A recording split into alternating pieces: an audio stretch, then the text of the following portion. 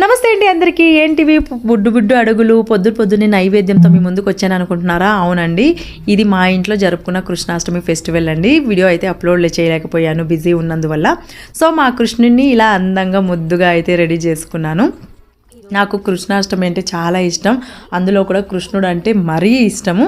నాకు festival celebrate చేసుకోవాలన్నా, దేవుడి పూజలన్నా, దేవుడికి అలంకారం చేయాలంటే చాలా చాలా ఇష్టము.